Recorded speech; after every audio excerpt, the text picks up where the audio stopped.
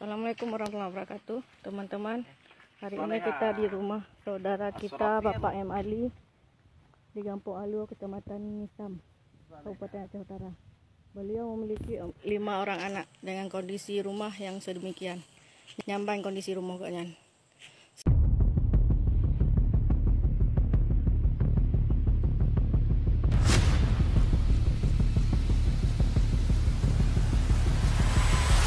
Sebenarnya apa yang terjadi di Aceh hari ini sehingga kita bisa jadi begini, Pak?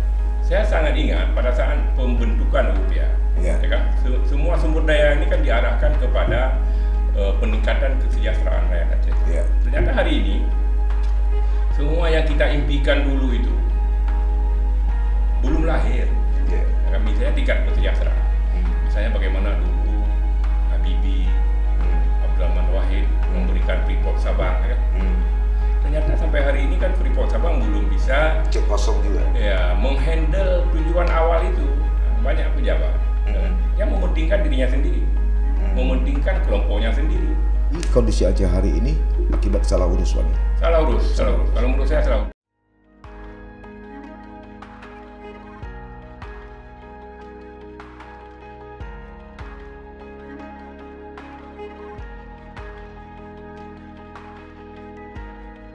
Assalamualaikum warahmatullahi wabarakatuh.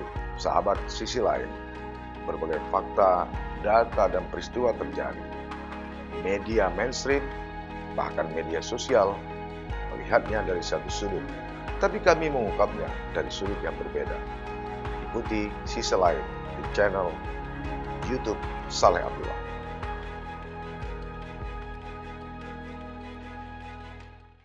Assalamualaikum warahmatullahi wabarakatuh. Sahabat sisi lain, 15 Agustus 2022 lalu, usia perdamaian Aceh genap 17 tahun. Bersamaan dengan itu, 17 Agustus 2022, usia Republik ini mencapai 77 tahun. Seiring berjalannya waktu, Aceh pasca perdamaian telah mendapatkan sekitar 80 triliun dana otonomi khusus. Ironisnya, dana meningkat atau dana mulai menurun pada tahun depan, tapi kemiskinan justru semakin meningkat. Aceh berada pada posisi nomor 1 termiskin di Sumatera dan nomor 5 di Indonesia. Adakah yang salah dalam tata kelola pemerintahan di Aceh?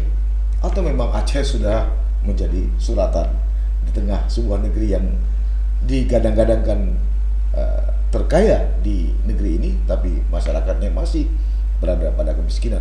Untuk membahas itu, kami mengundang seorang pengamat masalah hukum dan politik Aceh, mantan anggota DPR Aceh yang pernah terlibat dalam penyusunan undang-undang pemerintahan Aceh.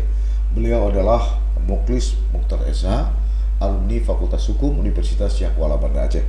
Assalamualaikum Bang Mukhlis. Waalaikumsalam. Saya panggil Bang Mukhlis saja. Oke. Ya, Bang, kita langsung aja, Bang. Abang lebih banyak tahu, dan di hampir di semua media sosial maupun media mainstream, Abang selalu berpendapat yang agak kritis. Sebenarnya apa yang terjadi di Aceh hari ini sehingga kita bisa jadi begini, Bang?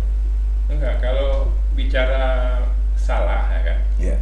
Saya sudah pada kesimpulan bahwa apa salah kami? Apa memang tanahnya memang suang kalau bahasa Aceh, ya? Ya. Apakah karena apa? Segala sesuatu telah diupayakan, ya kan? Ya. Misalnya dulu kita ribut, kemudian dikasih syariat Islam, Ya. ternyata juga masih ribut. Ya. Dikasih politik, kewenangan yang berlebihan, Partai lokal gitu ya. kemudian Calon dikasih ekonomi, independen. dana otsus. Kemudian terakhir malah saya juga ikut mendirikan ISBI, Ya. Ikatan Seni Budaya Indonesia. Ya. Malah saya berpendapat bahwa mungkin dengan seni, ya kan, Aceh bisa. kering kerontangnya Aceh ini bisa diakhiri, ya. Ya. Ternyata sampai hari ini saya berkesimpulan apa salah kami, Ya. sehingga kami harus menerima nasib ini, ya. Ya, di tengah-tengah, kalau orang Aceh bilang kayak ayam mati di lumbung padi. Ya. Apa salah urus ini, Bang?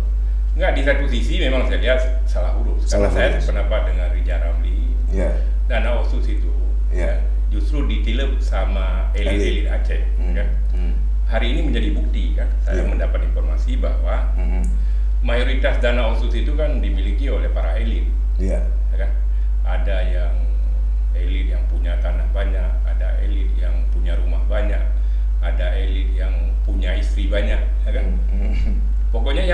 elit-elit itu menguasai lebih besar sebagaimana jeritan orang-orang Indonesia terhadap kepemilikan Indonesia pada saat ini. Hanya dimiliki oleh segelintir orang. Padahal menurut konstitusi ya tujuan semua ini kan untuk kepentingan rakyat. Ternyata rakyat Aceh juga mengalami demikian, ya kan? Saya sangat ingat pada saat pembentukan UPA, ya kan?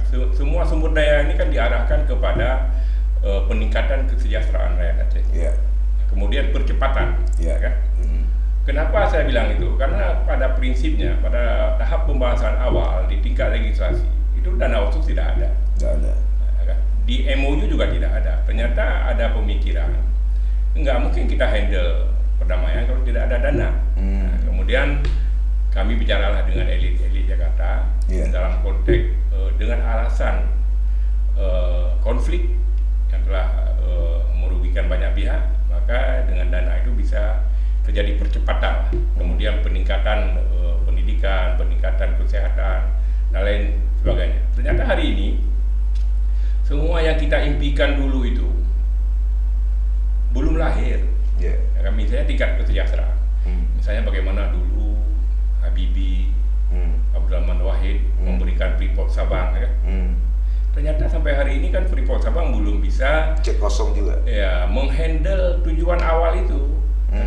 Tujuan awalnya kan jelas di Masjid Raya. Mungkin tiang-tiang Masjid Raya itu menjadi saksi, kan, bahwa Habibie memberikan Freeport untuk Aceh untuk meningkatkan pertumbuhan ekonomi masyarakat Aceh Daratan melalui Freeport Sabang. Ternyata hari ini jangankan orang Aceh Daratan, orang Sabangnya tidak merasakan bagaimana Freeport itu. Untuk beli gulanya harus. Demikian juga dengan dana otsus. Dana otsus itu sebenarnya dalam UPA sudah jelas hanya bisa digunakan untuk 6 sektor. Ternyata kan hari ini udah entah kemana-mana. Pengadaan mobil dengan dana otsus, ya kan? Padahal sudah ada pertama dana itu hanya bisa digunakan untuk 6 sektor. Kemudian pemerintah Aceh, orang Aceh lah, ya, bisa membentuk komisi yang mengurus dana otsus ini. Nah, ternyata kan kemudian komisinya tidak terbentuk, badan otorita khusus itu tidak terbentuk, dana otsusnya mengalir entah kemana-mana, ya kan? Maka hari ini tidak heran orang yang sebenarnya yang menjadi tujuan dari dana otsus itu tidak mendapat apa-apa. Maka tidak heran hari ini di medsos orang kan mencaci maki elit, ya kan? Ya. Kebetulan saya bukan korban konflik, ya kan? Dan kebetulan terlibat pada saat itu saja, kebetulan saja, ya kan?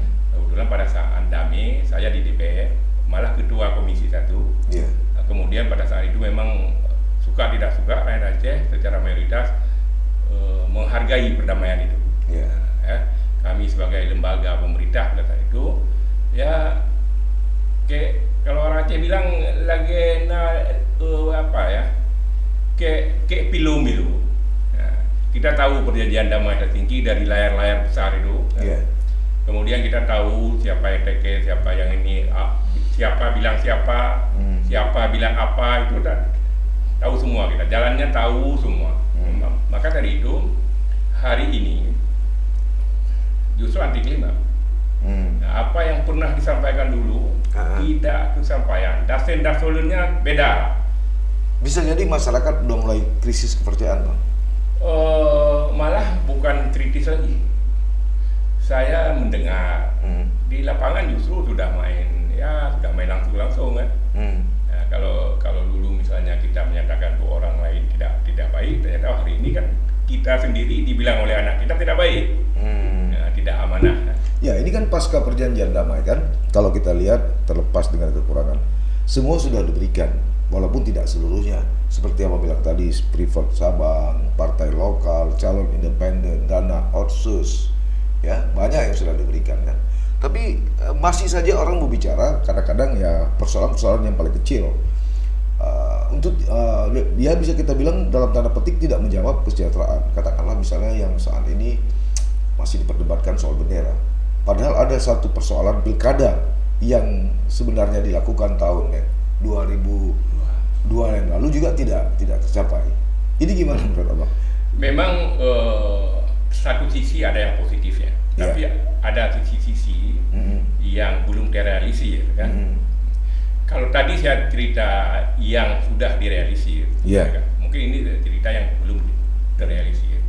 Yang belum terrealisir itu kewenangan tentang bagaimana Aceh mengurus rumah tangganya sendiri, ya kan? Iya. Karena kan di UPA masih banyak pasal-pasal yang diatur kemudian dalam peraturan perundang-undangan.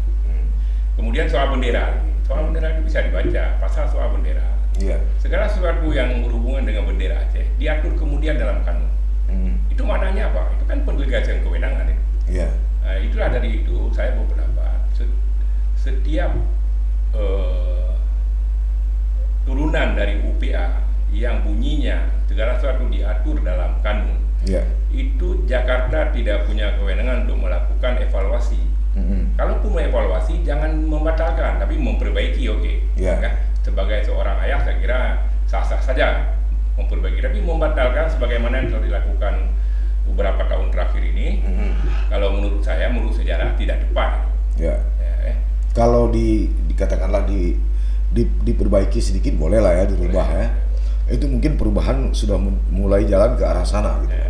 Nah, secara internal sendiri Bang, apa yang masih, katakanlah kalau tadi itu persoalan ada di Jakarta. Secara internal orang Aceh sendiri apa sih masalahnya? Sehingga kita tidak pernah terkesan bisa bersatu, bisa satu suara. Enggak, saya melihat mungkin saya tidak tahu nih ya, persoalan internal GAM lah hal ini, ya kan? Ini kan ada banyak pro dan kontra terhadap statement Mualim ya. Tapi saya bersikap begini, saya tidak tahu itu, tidak tahu latar belakang itu, bagaimana sejarahnya dulu saya Mualim jadi GAM, kemudian menjadi Panglima, sebelum jadi Panglima juga ada kerja-kerja di Malaysia misalnya kan. Saya betul-betul tidak tahu. Saya yang tahu bahwa sebagai anggota DPR pada saat itu bahwa kelompok yang berbeda pandangan dengan Indonesia telah sepakat berdamai. Soal di dalam internal misalnya kelompok itu ada persoalan internal lagi, ya kan? Saya tidak tahu. Malah bukan hanya sebelum, ya, sesudah damai juga kan pecah. Enggak, maksud saya ini tidak kepada skop yang kelompok seperti yang Abang katakan tadi. Ini mayoritas secara umum masyarakat Aceh. Ya, apa persoalan yang terjadi sebenarnya? Apa yang masih menjadi masalah di internal rakyat Aceh, 5,2 juta rakyat Aceh. Kita tidak bicara per kelompok tadi misalnya, sehingga muncullah hal seperti ini, kemiskinan nomor 1 di Sumatera gitu kan. Enggak, kalau menurut saya, ini kan persoalan sosial politik ya. Saya memang sudah punya kesimpulan, walaupun kesimpulan ini masih bisa didiskusikan kan. Apa kesimpulan? Memang persoalan kita itu persoalan persatuan, ya kan? Kita tidak pernah bersatu. Ini juga punya sejarahnya. Saya sudah punya pengalaman dulu waktu di DPR sebagai ketua Pantul Palinanggero, telah mempelajari tentang sejarah Aceh. Memang itu sampai ke Belanda. Itu adalah akibat dari banyaknya etnik, maka menciptakan suatu persatuan dulu, sebuah persoalan besar. Kemudian kedua adalah pendidikan. Pendidikan, rata-rata pendidikan di Aceh ini kan ya di bawah rata-rata. Karena suka tidak suka yang bisa menghandle suatu negeri ke arah lebih baik adalah kan kelompok kelas menengah. Kelas menengah itu harus lewat pendidikan yang mumpuni, kan? Apakah dia strata 1, strata 2 kan? Kemudian yang ketiga saya lihat kemiskinan. Kemiskinan ini ya kalau menurut agama dia akan mendekati kekufuran. Kemiskinan ini saya lihat sebuah kelemahan yang sangat berpengaruh dalam politik, karena saya lihat kalau orang miskin gampang diajak ke sini, diajak ke sana, sehingga ya mungkin idealisme, ideologi dan kepercayaan, keyakinan itu gampang berubah-ubah, ya kan? Maka dari itu saya lihat siapapun tokoh ke depan yang bisa menghandle 3 persoalan ini, dia akan sukses di Aceh. Jangan seperti hari ini. Hari ini kenapa? Hari ini saya lihat semua ideologi, baik ideologi Indonesia, ideologi Pancasila, dan ideologi keacehan, itu sudah kalah dengan ideologi materialisme, dengan ideologi individualisme, dengan ideologi konsumerisme. Maka tidak heran sekarang banyak pejabat yang mementingkan dirinya sendiri, mementingkan kelompoknya sendiri. ujung-ujungnya ya mengumpulkan pundi-pundi. Kita kan pernah dipimpin oleh akademisi, kita pernah dipimpin oleh politisi, kita pernah dipimpin oleh pengusaha, tapi Aceh tidak bergerak naik, bahkan justru lebih terpuruk. Ini kan ironi seperti yang saya sebutkan tadi, Bang. Di tengah dana OSUS mulai menurun di tahun depan, justru kemiskinan naik. Ini kan sangat kontradiktif. Di tengah sumber daya alam yang begitu besar, lahan yang masih tersedia begitu besar. Enggak, saya lihat leadership, kepemimpinan itu tidak hanya terpaku pada pendidikan, ya kan? Iya. Banyak negara pemimpinnya tidak pandai-pandai sekali, tapi mereka jujur. Nah, kalau menurut saya sebagai rakyat jelata hari ini, saya menginginkan pemimpin yang jujur saja. Menurut Abang hari ini tidak ada yang jujur pemimpin Aceh? Itulah kan fakta. Fakta hari ini. Coba tunjuk sama saya siapa yang menjadi pemimpin tidak menjadi orang kaya. Tapi walaupun waktu kita tanya, ya logis. Karena pada saat dia naik, pada saat mendapat kekuasaan, dia harus melakukan sesuatu. Ya, sangat-sangat logis. Tapi dari segi leadership, baik dari segi agama dan politik, ya, ini ada sebuah perubahan besar, ya kan? Ya, takdir Tuhan ya, Bang. Sebelum perdamaian, Aceh dilanda tsunami, ya kan? Triliunan juga dana dari dunia mengalir ke Aceh, tapi sangat sedikit yang hanya bisa kita jadikan sebagai legacy, sebagai warisan untuk Aceh. Kemudian Tuhan atau Allah mentakdirkan kita damai, uang juga mengalir ke Aceh, tapi juga tidak ada tanda-tanda perubahan, tanda-tanda pembangunan di Aceh. Ini sekali lagi saya ingin tahu dari Abang, di mana yang salah ini, Bang? Itulah, tadi kan saya sebutkan 3 hal, 3 masalah Aceh hari ini yang pokoknya yang menggerogoti aja, kan? Misalnya persatuan, karena kita tidak bersatu, ya kan, cenderung ya berebutan terhadap kue-kue itu. Kalau kemudian pendidikan, ya, karena pendidikan kita mungkin tidak mumpuni, tidak memadai, maka ya cenderung berpikir menurut mindset kita. Padahal misalnya pasca musibah kita harus membangun sesuatu dengan cara tertentu, ya, tapi karena mindset kita tidak sampai di situ, ya kan? Maka kita cenderung ya melakukan menurut individualis, ya, menurut kebiasaan kita, ya kan? Dengan situasi Aceh termiskin, Bang, kemudian tingkat perilaku koruptif juga tinggi. Abang, beberapa waktu lalu Jokowi mengatakan akan mempelajari kembali soal perpanjangan dana OSUS. Hari ini ramai-ramai PJ Gubernur Aceh juga membuat surat ke Presiden untuk meminta tambah OSUS. Menurut Abang ini permintaan yang wajar, masuk akal atau apa? Memang di tengah-tengah masyarakat terjadi pro dan kontra terhadap revisi UPH ini. Karena kebetulan saya termasuk tim itu, kemudian sebelum kami melakukan revisi, ya kan, menyiapkan draft, saya minta untuk kita lihat dulu aspirasinya bagaimana. Ternyata pro kontranya sangat luar biasa. Ya kan? Di mana itu pro kontra begini, yang pro misalnya boleh direvisi untuk memperpanjang dana OSUS, boleh direvisi untuk memperkuat kewenangan Aceh, boleh direvisi untuk penyesuaian dengan MOU, ya kan? Kemudian ada juga yang kontra, yang kontra tidak ada jaminan hasil revisi ini akan lebih baik dari UPH. Ini dimodori oleh para senior, elit-elit Aceh. Kemudian ada juga yang berbeda mungkin dengan yang berkuasa sekarang. Untuk apa direvisi? Dana itu hanya untuk memperkaya segelintir orang. Nah, sebagai orang Aceh, sebagai tokoh Aceh dalam konteks Aceh, Abang setuju itu direvisi? Kalau saya pribadi setuju. Kenapa setuju? Malah saya di depan forum yang saya bilang tadi, yang elit-elit tua Aceh keberatan, saya menyatakan saya sependapat sebagai orang, ya mungkin kalau dari segi usia saya sudah tua juga, saya bilang, tapi saya termasuk kelompok anak muda. Saya setuju direvisi dengan alasan, ya kan? Tahun 2023 itu tenaga kontrak akan berakhir. Kalau seandainya pemerintah dan DPR, karena yang namanya Aceh itu dalam konteks UPH kan pemerintahan Aceh, gubernur dan DPR. Dengan uang itu bisa ya melakukan sesuatu lah, dengan tentang penghapusan honorer. Karena penghapusan honorer 18.000 orang seluruh Aceh saya yakin akan terjadi pergesekan sosial. Ya, kan? Kedua, hampir semua HGU di Aceh itu berakhir pada tahun 2020-an. Berakhirnya HGU diperpanjang atau tidak, itu juga akan terjadi pergesekan sosial. Karena apa? Karena di kebun-kebun itu sudah hidup ya sekelompok orang yang mungkin agak berpikir berbeda dengan orang-orang di luar. Oke. Andai kata abang sekarang orang di Jakarta, menurut abang wajar nggak rakyat Aceh itu minta? Kalau tadi dalam perspektif abang sebagai tokoh Aceh. Nah, kalau katakanlah abang sebagai elit Jakarta terhadap tuntutan hari ini penambahan, sementara uang yang udah ada nggak tahu dibawa kemana, menurut abang wajar nggak? Nggak, saya sebenarnya belum habis kan. Saya ya berpendapat sah-sah saja karena gini, tapi punya syarat ya. Syarat begini.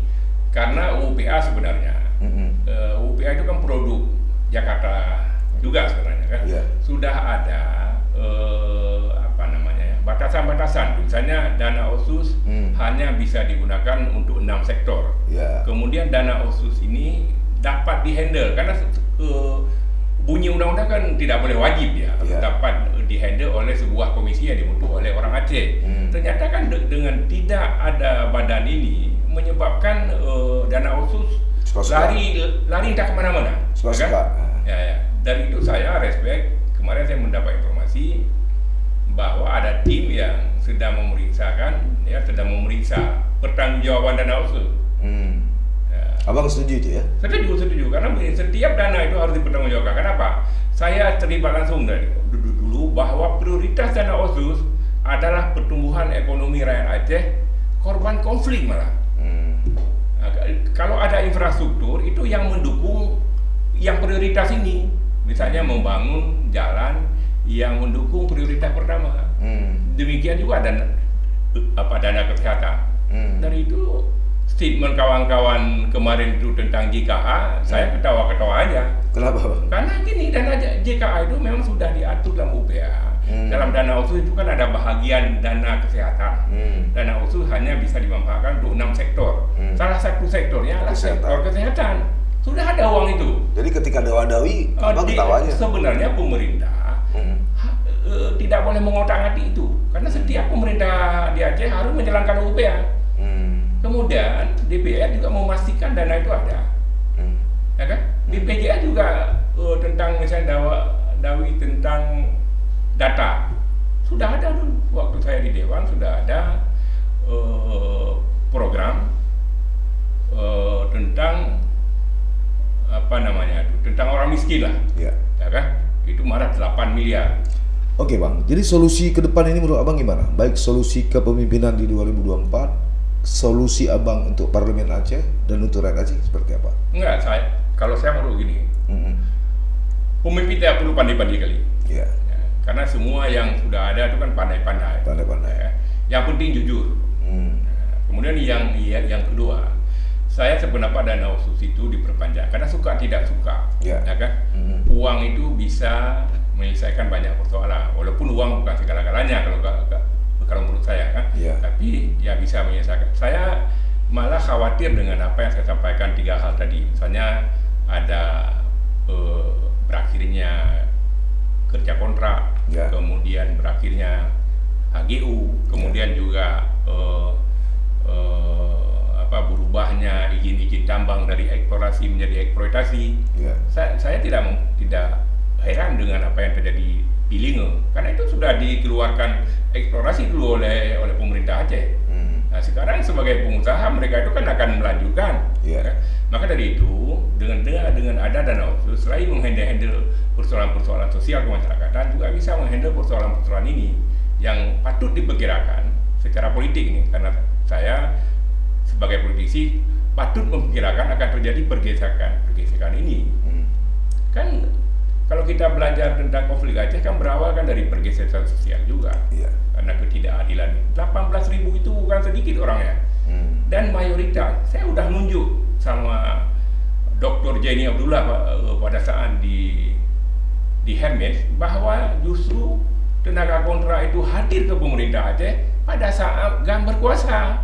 Dulu enggak ada. Ya kan? Iya.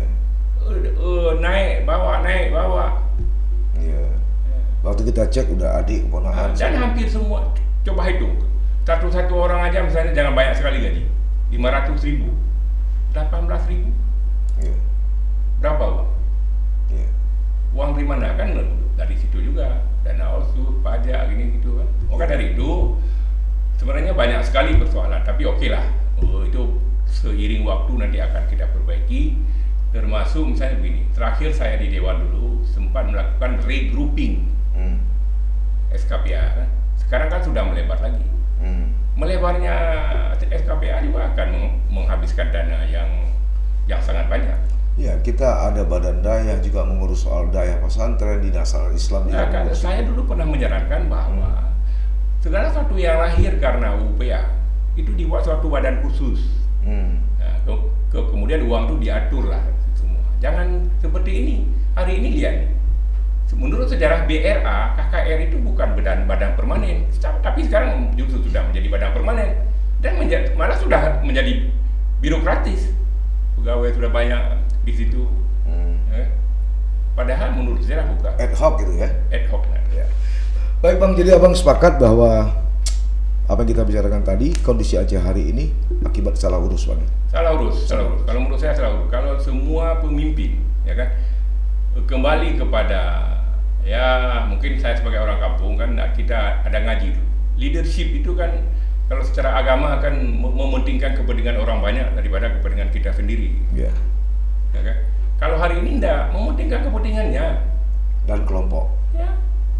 Baik Bang, terima kasih Bang Muklis, waktu juga yang memisahkan kita. Mudah-mudahan di lain waktu kita akan berdiskusi dengan tema yang berbeda. Sahabat sisi lain, itu tadi perbincangan kami bersama Bang Muklis Mukhtar Esa. Beliau juga dulu pendiri FPHAM ketika Aceh masih dilanda konflik antara gerakan Aceh Merdeka dengan pemerintah Indonesia, kemudian beralih ke Parlemen Aceh. Jadi beliau sangat paham baik dari segi hukum maupun pengalaman beliau dalam tata kelola pemerintahan Aceh. Mudah-mudahan ke depan Aceh tidak lagi salah urus, akan lahir pemimpin yang menurut Bang Muklis tidak perlu pintar, tapi jujur dan peduli kepada rakyatnya. Semoga. Sampai ketemu. Assalamualaikum warahmatullahi wabarakatuh. Waalaikumsalam. Ceng.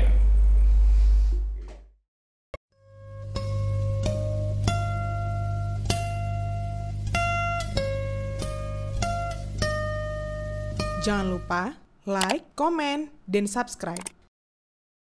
Serta aktifkan lonceng notifikasi.